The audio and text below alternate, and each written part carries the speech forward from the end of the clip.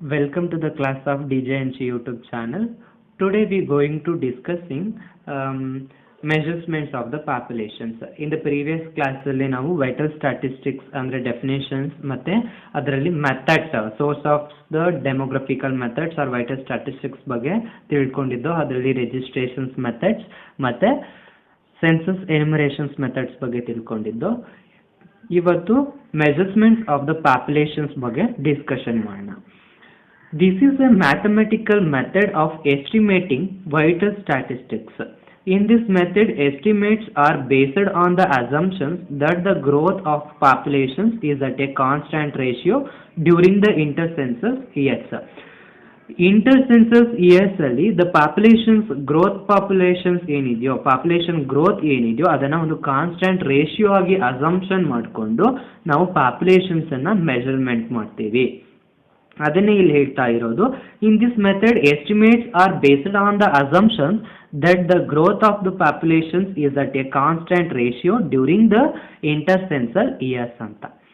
The populations for any intercensal year can be estimated. Populations for any intercensal years ಏನಿದೆಯೋ ಆ ಒಂದು populations ಅನ್ನ ಯಾವುದ್ರ ಮೇಲೆ ಎಸ್ಟಿಮೇಟ್ಸ್ ಯಾವ ರೀತಿ ಎಸ್ಟಿಮೇಟ್ಸ್ ಮಾಡ್ತಾರೆ ಅಂದ್ರೆ if the records of the births, deaths and migrations are available. ನಾವು ಪಾಪ್ಯುಲೇಷನ್ಸ್ ಮೆಜರ್ಮೆಂಟ್ ಮಾಡಬೇಕು ಇಂಟರ್ಸೆನ್ಸಸ್ ಇಯರ್ಸ್ದು ಅಂತ ಅಂದರೆ ನಮಗೆ ರೆಕಾರ್ಡ್ಸ್ ಆಫ್ ದ ಬರ್ತ್ದು ರೆಕಾರ್ಡ್ ಗೊತ್ತಿರಬೇಕು, ಡೆತ್ದು ರೆಕಾರ್ಡ್ ಗೊತ್ತಿರಬೇಕು, ಮತ್ತು ಮೈಗ್ರೇಷನ್ಸ್ದು ರೆಕಾರ್ಡ್ಸ್ ಗೊತ್ತಿರಬೇಕು. ಮೈಗ್ರೇಷನ್ಸ್ ಮೀನ್ಸ್ ಮೊದಲೇ ಹೇಳಿದಾಗೆ the movements of the people from one place to the another place ಅಂತ ಹೇಳ್ತೀವಿ. ಇದರಲ್ಲಿ ನಾವು ಏನು ಹೇಳ್ತೀವಿ, ಮೈಗ್ರೇಷನ್ಸಲ್ಲಿ ಎರಡು ರೀತಿ ನೋಡ್ತೀವಿ, ಒಂದು ಇಮಿಗ್ರೇಷನ್ಸು, ಇನ್ನೊಂದು ಎಮಿಗ್ರೇಷನ್ಸು. Immigration means your country receives the peoples from the another country. ಬೇರೆ ಒಂದು ಕಂಟ್ರಿನಿಂದ ನಿಮ್ಮ ಕಂಟ್ರಿ ಪೀಪಲ್ಸ್ ಅನ್ನ ರಿಸೀವ್ ಮಾಡ್ಕೊಂಡಿದ್ರೆ, ವಾಸ ಮಾಡೋದಿಕ್ಕೆ ರಿಸೀವ್ ಮಾಡ್ಕೊಂಡಿದ್ರೆ ಅದಕ್ಕೆ ನಾವು ಇಮಿಗ್ರೇಷನ್ಸ್ ಅಂತ ಕರಿತೀವಿ. ಆ ಪರ್ಸನ್ಸ್ಗಳನ್ನ ನಾವು ಇಮಿಗ್ರೆಂಟ್ಸ್ ಅಂತ ಕರಿತೀವಿ. ನಮಗೆ ಇಮಿಗ್ರೆಂಟ್ಸ್ದು ಕೂಡ ರೆಕಾರ್ಡ್ಸ್ಗೂ ಕೊಟ್ಟಿರಬೇಕು. ಮತ್ತು ಇನ್ನು emigrants means you leave from your country to go to another country. ನಿನ್ನ ಕಂಟ್ರಿನ ಬಿಟ್ಟು ಬೇರೆ ಕಂಟ್ರಿಲಿ ವಾಸಿಸೋದಿಕ್ಕೆ ಎಮಿಗ್ರೇಷನ್ಸ್ ಅಂತ ಕರಿತೀವಿ. ಅವಾಗ ನಾನು ಏನಾಗ್ತೀನಿ ಅಂತ ಅಂದರೆ ಎಮಿಗ್ರೆಂಟ್ ಆಗ್ತೀನಿ. ಸೊ ಇವೆಲ್ಲವನ್ನು ಕೂಡ ಆದರೆ ಈ ಒಂದು ಮೈಗ್ರೇಷನ್ಸ್ದು ರೆಕಾರ್ಡ್ಸ್ ಗೊತ್ತಿದ್ರೆ ಎಮಿಗ್ರೇಷನ್ಸ್ ರೆಕಾರ್ಡ್ಸ್ ಎಲ್ಲವನ್ನು ಕೂಡ ಕೊಟ್ಟಿದ್ರೆ, ಬರ್ತ್, ಡೆತ್ ಮತ್ತು ಮೈಗ್ರೇಷನ್ಸ್ ರೆಕಾರ್ಡ್ಸ್ ಎಲ್ಲನ ಕೊಟ್ಟಿದ್ರೆ ನಾವು ಪಾಪ್ಯುಲೇಷನ್ಸ್ ಅನ್ನ ಮೆಜರ್ಮೆಂಟ್ ಮಾಡಬಹುದು. ದ ಪಾಪ್ಯುಲೇಷನ್ಸ್ PT ಅದನ್ನ PT ಅಂತ ಏನ್ ಮಾಡ್ತೀನಿ, ಡಿನೋಟ್ಸ್ ಮಾಡ್ತೀನಿ. PT at a time T is obtained as PT is equal to PT means populations at a time which is equal to P0 plus B minus D plus I minus E ಅಂತ denotes ಮಾಡ್ತೀನಿ. PT means estimation of population after time T. Populations estimation after the time T. Time ಎಷ್ಟು populations ಇದೆ ಅಂತಕ್ಕಂಥದ್ದು. P0 means populations in the previous census years. ಹಿಂದಿನ census years ಅಲ್ಲಿ populations ಎಷ್ಟಿತ್ತು ಅದನ್ನ P0 ಅಂತ ಕರಿತೀನಿ. PT ಮೀನ್ಸ್ ನಾನು ಎಸ್ಟಿಮೇಟ್ ಮಾಡಬೇಕಾಗಿರುವಂಥದ್ದು, estimates of the populations after the time T. P0 means populations in the previous census years. ಹಿಂದೆ ಎಷ್ಟಿತ್ತು ಪಾಪ್ಯುಲೇಷನ್ಸ್ ಅಂತಕ್ಕಂಥದ್ದನ್ನ ಚೆಕ್ ಮಾಡುವಂಥದ್ದು. D means total number of live berths during the given period. ಕೊಟ್ಟಿರುವಂಥ ಪೀರಿಯಡ್ಸ್ಗೆ live ಬರ್ತ್ ಎಷ್ಟಿದೆ, total number of live berths ಅನ್ನು ಇರುವಂಥದ್ದು. D means total number of deaths during the given period. ಆ ಕೊಟ್ಟಿರುವಂಥ ಗಿವನ್ ಪೀರಿಯಡ್ ಏನಿದೆಯೋ ಆ ಪೀರಿಯಡ್ ಅಲ್ಲಿ ಟೋಟಲ್ ನಂಬರ್ ಆಫ್ ಡೆತ್ಸ್ ಎಷ್ಟಿದೆ ಅದು. ನೆಕ್ಸ್ಟ್ ಇನ್ನು I means total number of immigrants ಎಷ್ಟು ಜನ ಇದ್ದಾರೆ ಅದು. E means emigrants, the total number of emigrants ಅಂತ ಕರಿತೀವಿ. The formula is the measurements populations measurement ಮಾಡೋದಕ್ಕೆ formula PT is equal to P0 plus B minus D plus I minus E ಅಂತ ಕರಿತೀವಿ. Next ಇದು ಸೆಕ್ಸ್ ರೇಷಿಯೋ ಅಂತ ನೋಡ್ತೀವಿ. Sex ratio means the ratio of the total number of males to the total number of females in the given populations. ಕೊಟ್ಟಿರೋ populations ಅಲ್ಲಿ male total number of males to the total number of females ಏನಿದೆಯೋ ಅದಕ್ಕೆ ನಾವು sex ratio ಅಂತ ಕರಿತೀವಿ. ಇವಾಗ problems ಅನ್ನ ನೋಡೋಣ. Problems based on the measurements of the populations. ಅದ್ರ ಮೇಲೆ ನೋಡೋಣ. Given the following data, estimate the populations of A town at the end of the 2013. At the end of the 2013 ಅಲ್ಲಿ populations ಎಷ್ಟಿದೆ ಅಂತಕ್ಕಂಥದ್ದನ್ನ ಎಸ್ಟಿಮೇಟ್ ಮಾಡೋಣ. ಟೌನಲ್ಲಿ ಎಷ್ಟಿದೆ ಅಂತ ಚೆಕ್ ಮಾಡೋಣ. Population at the end of the 2012, it is the previous census year ಅಂತ ಕರಿತೀವಿ. 2012 is 4 lakhs. ಅದನ್ನು ನಾನು ಪಿ ನಾಟ್ಸ್ ಅಂತ ಕರಿತೀನಿ. P naught is equal to 4 lakhs. P naught is equal to 4 lakhs ಕೊಟ್ಟಿದ್ದಾರೆ.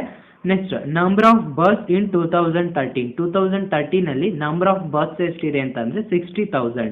ಅದನ್ನ ಬಿ ನಿಂದ ಡಿನೋಟ್ಸ್ ಮಾಡ್ತೀನಿ. B is equal to 60,000. ಇನ್ನು ನಂಬರ್ ಆಫ್ ಡೆತ್ಸ್ ಇನ್ 2013 ಅಲ್ಲಿ ನಂಬರ್ ಆಫ್ ಡೆತ್ಸ್ ಎಷ್ಟಿದೆ ಅಂತಂದ್ರೆ 10,000 ಇದೆ. ಅದನ್ನ ಡಿ ನಿಂದ ಡಿನೋಟ್ಸ್ ಮಾಡ್ತೀನಿ. D is equal to 10,000. Next, number of immigrants in 2013 ಅಲ್ಲಿ ಇಮಿಗ್ರೆಂಟ್ಸ್ ಎಷ್ಟು ಜನ ಇದ್ದಾರೆ ಅಂತ ಅಂದ್ರೆ 20,000. ಅದನ್ನ ಇಮಿಗ್ರೆಂಟ್ಸ್ ಆಗಿರೋ ಐ ನಿಂದ ಡಿನೋಟ್ಸ್ ಮಾಡ್ತೀನಿ. I is equal to 20,000. Next, number of emigrants in 2013. Number of emigrants ಎಷ್ಟಿದೆ ಅಂತಂದ್ರೆ 4,000 ಇದೆ. ಅದನ್ನ 8 ನಿಂದ ಡಿನೋಟ್ಸ್ ಮಾಡ್ತೀನಿ. Is equal to 4,000. ನಮ್ಗೆ ಗೊತ್ತಿರೋ ಹಾಗೆ the populations at the time T is equal to P naught plus B minus D plus I minus E formula. ಈ ಫಾರ್ಮುಲಕ್ಕೆ ನಾನು ಸಬ್ಸ್ಟಿಟ್ಯೂಟ್ ಮಾಡ್ತೀನಿ. ಪಿ ನಾಟ್ಸ್ ಮೀನ್ಸ್ ಪಾಪ್ಯುಲೇಷನ್ಸ್ ಎಷ್ಟಿದೆ ಅಂತ. P knots means 4 lakhs plus B berths ಎಷ್ಟಿದೆ ಅಂತ ಅಂದರೆ 60,000 minus D means deaths ಇನ್ 2013 ನಲ್ಲಿ 10,000 ಪ್ಲಸ್ ಐ ಇಮಿಗ್ರೆಂಟ್ಸ್ ಎಷ್ಟಿದೆ ಅಂತ ಅಂದರೆ 20,000 ಎಮಿಗ್ರೆಂಟ್ಸ್ ಇದೆ ಮೈನಸ್ ಎಮಿಗ್ರೆಂಟ್ಸ್ ಎಷ್ಟಿದೆ 4,000 ಇದೆ. ನೆಕ್ಸ್ಟು ಸಿಂಪ್ಲಿಫೈ ಮಾಡ್ತಾ ಬಂತು ಅಂತ ಅಂದರೆ 4 lakhs ಪ್ಲಸ್ 60,000 10,000 ಹೋದರೆ 50,000 ಪ್ಲಸ್ 20,000 ಅಲ್ಲಿ 4,000 ಅಂದರೆ 16,000. So the populations at the time T is 4,66,000 ಅಂತ ಇದೆ. Therefore, the populations of a town at the end of the 2013 end ಅಲ್ಲಿ populations ಎಷ್ಟಿದೆ ಟೌನ್ ಅಲ್ಲಿ ಅಂತ ಅಂದ್ರೆ is 4,66,000 ಇದೆ. ಇದು populations in a town ಅಲ್ಲಿ at the end of the 2013. Next, uses of the vital statistics are the demographical methods.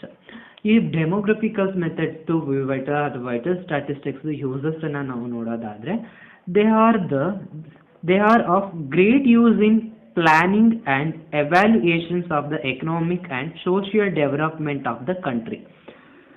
ಏನು ಅಂದ್ರೆ ಇದರಿಂದ ಏನು ಯೂಸ್ ಆಗ್ತಿದೆ ಅಂತ ಅಂದ್ರೆ ಒಂದು ಡೆವಲಪ್ಮೆಂಟ್ ಆಫ್ ದ ಕಂಟ್ರಿದು ಡೆವಲಪ್ಮೆಂಟ್ ಆಗಬೇಕು ಅಂದ್ರೆ ಅದರಲ್ಲಿ ಒಂದು ಪ್ಲಾನಿಂಗ್ ಅಂತಕ್ಕಂಥದ್ದು ಬೇಕು. ಆ ಪ್ಲಾನಿಂಗ್ ಅಂತಕ್ಕಂಥದ್ದನ್ನ ಈ ಒಂದು ವೈಟಲ್ ಸ್ಟ್ಯಾಟಿಸ್ಟಿಕ್ಸ್ ಕೊಡುತ್ತೆ. Next, they are useful to government agencies for administrative purposes. ಇದು ಗೌರ್ಮೆಂಟ್ ಏಜೆನ್ಸೀಸ್ಗೆ ತುಂಬಾನೇ ಯೂಸ್ ಆಗ್ತಾ ಇರುತ್ತೆ. ಯಾಕೆಂದ್ರೆ ಅಡ್ಮಿನಿಸ್ಟ್ರೇಟಿವ್ ಪರ್ಪಸ್ಗಾಗಿ ಇದು ಯೂಸ್ ಆಗುತ್ತೆ. Next, they are very much useful in medical research ಅಲ್ಲೂ ಕೂಡ ಏನು ಮಾಡುತ್ತೆ ತುಂಬಾ ಯೂಸ್ ಆಗ್ತಾ ಇದೆ ಈ ಒಂದು ವೈಟಲ್ ಸ್ಟ್ಯಾಟಿಸ್ಟಿಕ್ಸ್. ಮತ್ತೆ they are essentials in demographic research. Demographically ಏನೆಲ್ಲ ರಿಸರ್ಚ್ ಮಾಡ್ಬೋದು ಅದಕ್ಕೆಲ್ಲ ತುಂಬಾ ಯೂಸ್ ಆಗ್ತಾ ಇದೆ.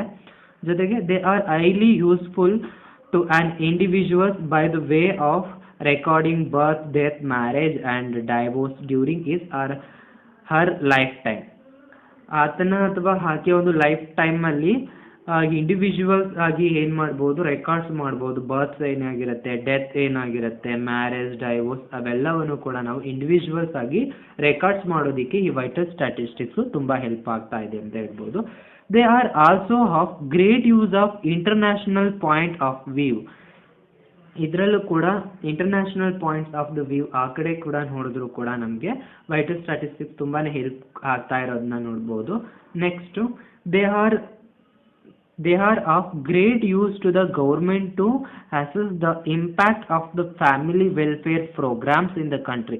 Family welfare programs ಅಂತ ಏನಿದೆಯೋ ಆ ಒಂದು ಕಂಟ್ರಿದು ಫ್ಯಾಮಿಲಿ ವೆಲ್ಫೇರ್ ಪ್ರೋಗ್ರಾಮ್ಸ್ ಅಲ್ಲೂ ಕೂಡ ಇದು ತುಂಬಾನೇ ಯೂಸ್ ಆಗ್ತಾ ಇದೆ. ಇದೆಲ್ಲವೂ ಕೂಡ ಗೌರ್ಮೆಂಟ್ಸ್ ಇಂದ ಬರ್ತಾ ಇರುವಂಥದ್ದು. ಹೌದಲ್ವಾ? ಗೌರ್ಮೆಂಟಿಂದ ಏನು ಫ್ಯಾಮಿಲಿ ವೆಲ್ಫೇರ್ ಪ್ರೋಗ್ರಾಮ್ಸ್ ಅಂತ ನಡ್ತಾರೋ ಕಂಟ್ರೀಲಿ, ಅದರಲ್ಲೆಲ್ಲವೂ ಕೂಡ ಈ ಒಂದು ವೈಟಲ್ ಸ್ಟ್ಯಾಟಿಸ್ಟಿಕ್ಸ್ ತುಂಬ ಹೆಲ್ಪ್ ಆಗ್ತಾ ಇದೆ ಅಂತ ಹೇಳ್ಬೋದು. ಜೊತೆಗೆ they are used in actuarial science. Actuarial ಸೈನ್ಸಲ್ಲೂ ಕೂಡ ತುಂಬಾ ಯೂಸ್ಫುಲ್ ಆಗ್ತಾಯಿದೆ ಅಂತ ಹೇಳ್ಬೋದು. That's about uses of the vital statistics. If you have any doubts regarding this concept, please ask me in the comment section. In the next class ಅಲ್ಲಿ ನಾನು fertility ಮತ್ತೆ measurements of the fertility ಬಗ್ಗೆ discussions ಮಾಡೋಣ. Thank you for watching.